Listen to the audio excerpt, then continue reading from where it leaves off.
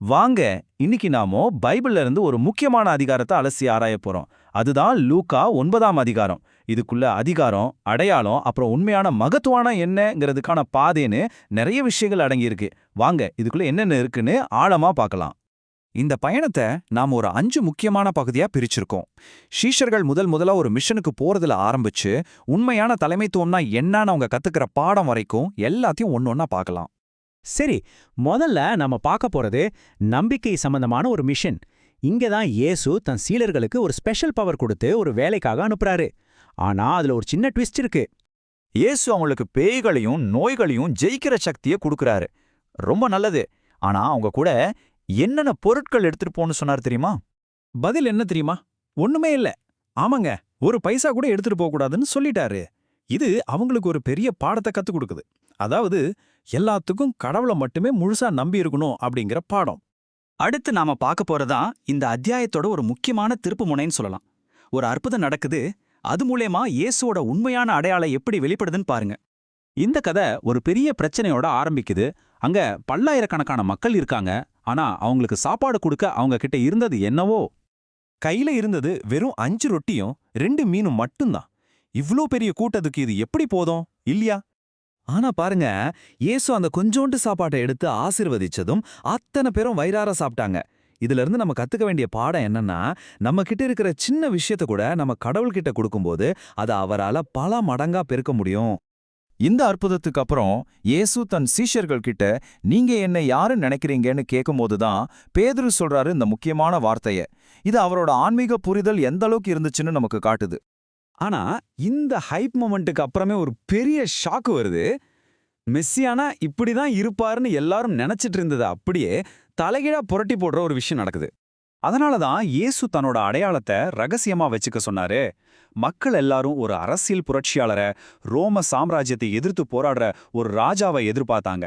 ஆனா அவரோட மிஷனோ துன்பத்தையும் சிலுவை மரணத்தையும் நோக்கிய பயணமா இருந்துச்சு.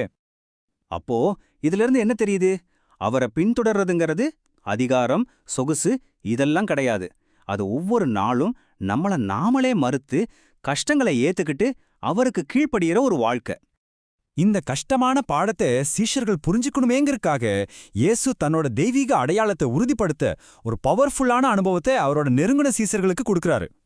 அவரு பேதுரு, யாக்கோபு, யோவான் இந்த 3 பேரையும் கூட்டிக்கிட்டு ஒரு மலைக்கு போறாரு. அங்க இஸ்ரவேல் சரித்திரத்திலே ரொம்ப முக்கியமான 2 நபர்கள் கூட இயேசு பேசிட்டு இருக்கிறதை இவங்க பாக்குறாங்க. அங்க மோசேயும் எலியாவும் வர்றதுக்கு ஒரு காரணம் இருக்கு.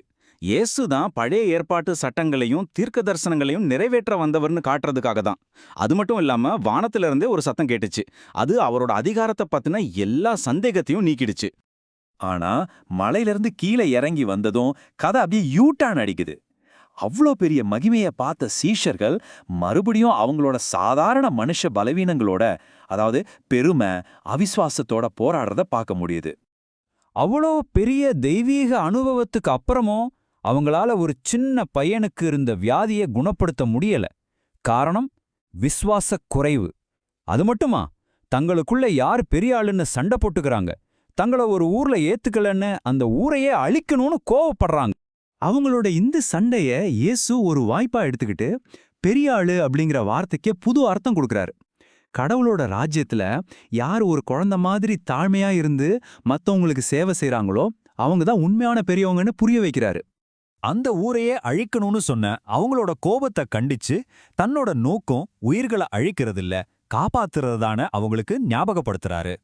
இது நம்ம எல்லாருக்கும் ஒரு முக்கியமான கேள்வியை கொடுக்குது. யோசிச்சு பாருங்க, இந்த உலகத்திலேயே உச்சகட்ட அதிகாரம் பழிவாங்கறதுக்காக இல்லாம காப்பாத்துறதுக்காக பயன்படுத்தப்படுதுன்னா, நாம வலிமை, நீதி, தலைமைத்துவம் இதெல்லாம் பத்தி வச்சிருக்கிற எண்ணங்களை இது எப்படி மாத்தணும் யோசிச்சு பாருங்க.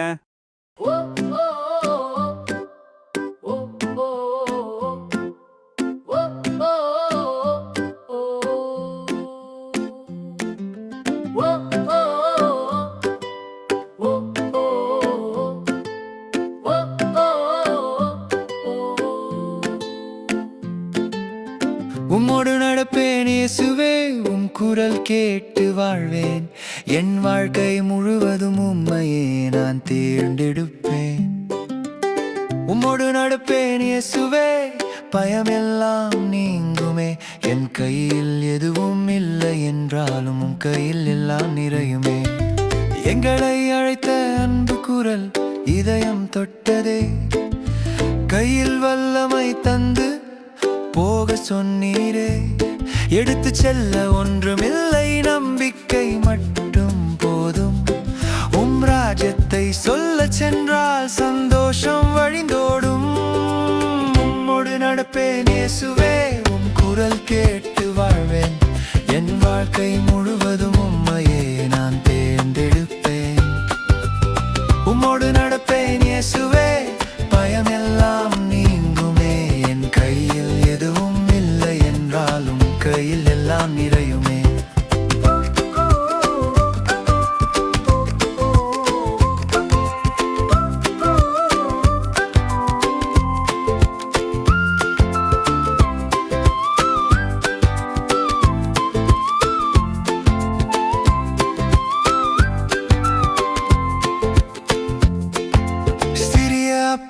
சிறிய மீன் உம்மிடம் தந்தோம்.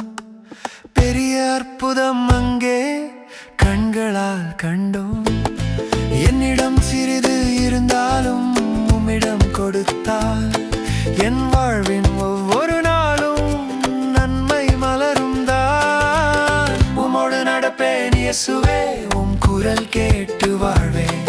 என் வாழ்க்கை முழுவதும் உம்மையே நான் தேர்ந்தெடுப்பேன். உம்மோடு நடப்பேன் இயேசுவே, பயமெல்லாம் நீங்குமே. என் கையில் எதுவும் இல்லை என்றாலும் உம் கையில் எல்லாம் நிறையுமே.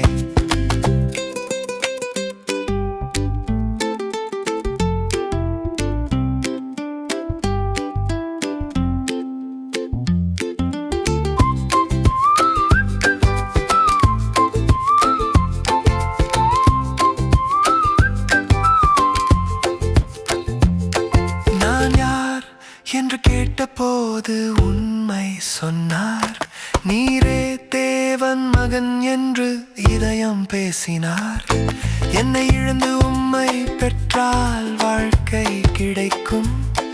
தினமும் சிலுவை சுமந்தால் புது வழி திறக்கும். குழந்தை மனம் தந்தீரே, தாழ்மை கற்றீரே. அழிக்க அல்ல காக்கவே உலகம் வந்தீரே. உம்மோடு நடப்பேன் இயேசுவே, உம் மொழியில் வாழ்வேன். உலகம் மாறும், காலம் மாறும், உம்மை நான் விடமாட்டேன். உம்மோடு நடப்பேன் இயேசுவே, என் மூச்சு இருக்கும் வரை. என் பாடல், என் நடை, என் வாழ்வு எல்லாம் உம்முக்கே. ஓ இயேசுவே,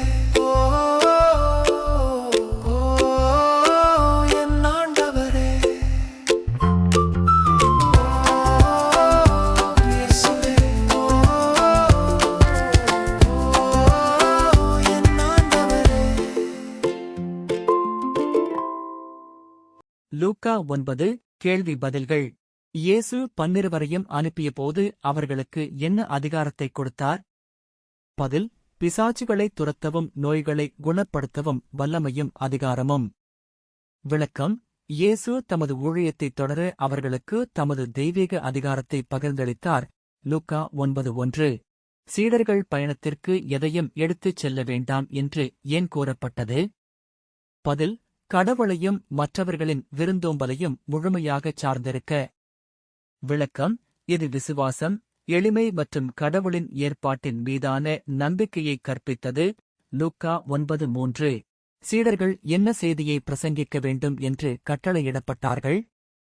பதில்: தேவனுடைய ராஜ்யம். விளக்கம்: தேவனுடைய ராஜ்யம் இயேசுவின் போதனைக்கும் ஊழியத்திற்கும் மையமாக இருந்தது. லூக்கா 9:2. ஏரோது இயேசுவைப் பற்றி கேள்விப்பட்டபோது எப்படி பிரதிபலித்தான்? பதில்: அவன் குழப்பமடைந்து கலக்கமடைந்தான். விளக்கம்: இயேசு மரித்தோரிலிருந்து உயிர்த்தெழுப்பப்பட்ட யோவான் ஸ்நானகராக இருப்பாரோ என்று ஏரோது பயந்தான். லூக்கா 9:7 முதல் 9 வரை.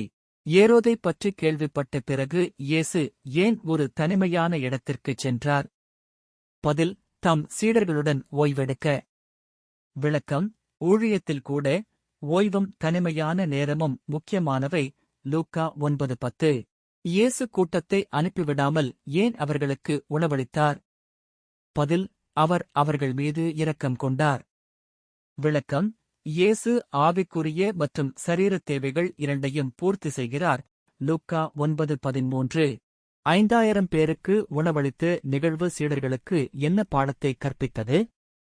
பதில்: நாம் அவரிடம் ஒப்புக் கொடுப்பதை கடவுளால் பெருகச் செய்ய முடியும்.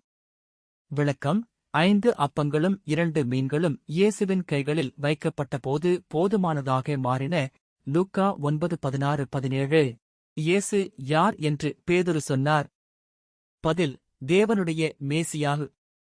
விளக்கம்: இந்த அறிக்கை ஆவிக்குரிய புரிதலைக் காட்டியது. லூக்கா 9:20. இயேசுவே மேசியா என்பதை மற்றவர்களிடம் சொல்ல வேண்டாம் என்று சீடர்களுக்கு ஏன் எச்சரித்தார்? பதில்: மக்கள் மேசியாவின் ஊழியத்தை தவறாக புரிந்து கொண்டனர். விளக்கம்: இயேசுவின் நோக்கம் அரசியல் அதிகாரம் அல்ல, மாறாக பாடுபடுவதை உள்ளடக்கியிருந்தது. லூக்கா 9:21-22. தினமும் உங்கள் சிலுவையை சுமந்து கொள்ளுங்கள் என்று இயேசு சொல்வதன் அர்த்தம் என்ன? பதில்: தினசரி சுய மறுப்பு மற்றும் கீழ்ப்படிதல் கொண்ட வாழ்க்கை. விளக்கம்: இயேசுவை பின்பற்றுவதற்கு தியாகம் தேவை, சுகபோகம் அல்ல. லூக்கா 9:23. ஒருவன் தன் ஆத்துமாவை இழந்தால் முழு உலகத்தையும் பெறுவது ஏன் பயனற்றது? பதில்: ஏனென்றால் நித்திய ஜீவன் பூமிக்குரிய வெற்றியை விட அதிக மதிப்பு வாய்ந்தது. விளக்கம்: ஆவிக்குரிய இழப்பு ஈடு செய்ய முடியாதது. லூக்கா 9:25. இயேசுவின் மறுரூபத்தின் போது பேதுரு, யாக்கோபு, யோவான் ஆகியோர் ஏன் தேர்ந்தெடுக்கப்பட்டனர்? பதில்: அவர்கள் இயேசுவின் நெருங்கிய சீடர்கள் குழுவில் ஒரு பகுதியாக இருந்தனர். விளக்கம்: இயேசு ஆழமான சத்தியங்களை தரிசிக்க தயாராக இருந்தவர்களுக்கு அவற்றை வெளிப்படுத்தினார். லூக்கா 9:28. மோசேயும் எலியாவும் இயேசுவுடன் ஏன் தோன்றினார்கள்? பதில்: அவர்கள் நியாயப்பிரமாணத்தையும் தீர்க்கதரிசிகளையும் பிரதிநிதித்துவப்படுத்தினார்கள். விளக்கம்: இயேசு இவ்விரண்டையும் நிறைவேற்றினார். லூக்கா 9:30-31. மேகத்திலிருந்து வந்த தேவனுடைய சத்தம் என்னவென்று அறிவித்தது? பதில்: இவர் நான் தெரிந்து கொண்ட என் குமாரன், இவருக்கு செவி கொடுங்கள். விளக்கம்: தேவன் இயேசுவின் தெய்வீக அதிகாரத்தை உறுதிப்படுத்தினார். லூக்கா 9:35. சீடர்களால் ஏன் பிசாசை துரத்த முடியவில்லை? பதில்: விசுவாசம் மற்றும் ஜெபம் இல்லாததால். விளக்கம்: ஆவிக்குரிய வல்லமைக்கு தேவன் மீது சார்ந்திருத்தல் அவசியம். லூக்கா 9:40-41. இயேசு ஏன் மீண்டும் தமது மரணத்தைக் குறித்து முன்னறிவித்தார்? பதில்: வரவிருப்பதை எதிர்கொள்ள சீடர்களை தயார்படுத்துவதற்காக. விளக்கம்: அவருடைய பாடுகள் தேவனுடைய திட்டத்தின் ஒரு பகுதியாக இருந்தது. லூக்கா 9:44. உண்மையான மகத்துவத்தைப் பற்றி இயேசு என்ன கற்பித்தார்? பதில்: ஒரு குழந்தையைப் போல சேவை செய்பவனே பெரியவன். விளக்கம்: தேவன் அந்தஸ்தை விட தாழ்மையையே மதிக்கிறார். லூக்கா 9:48. யாக்கோபும் யோவானும் வானத்திலிருந்து அக்கினியை வரவழைக்க விரும்பியதற்காக இயேசு ஏன் அவர்களை கடிந்து கொண்டார்? பதில்: அவருடைய நோக்கம் உயிர்களை அழிப்பதல்ல, காப்பாற்றுவதே. விளக்கம்: இயேசு பழிவாங்காமல் கருணையைக் காட்டினார். லூக்கா 9:55-56. லூக்கா 9. சுருக்கம்: லூக்கா 9 இயேசு தம் சீடர்களுக்கு தமது வல்லமையைக் கொடுப்பதையும் கடவுளை நம்பும்படி அவர்களுக்கு கற்பிப்பதையும் காட்டுகிறது. அவர் ஆயிரக்கணக்கானோருக்கு உணவளிக்கிறார், தமது உண்மையான அடையாளத்தை வெளிப்படுத்துகிறார், மேலும் அவரை பின்பற்றுவது தியாகத்தையும் தாழ்மையையும் உள்ளடக்கியது என்று போதிக்கிறார். இயேசு உருமாற்றத்தின் மூலம் தமது மகிமையை வெளிப்படுத்துகிறார், மேலும் அவருடைய பணி அன்பு, சேவை மற்றும் இரட்சிப்புதான் என்பதை அனைவருக்கும் நினைவூட்டுகிறார்.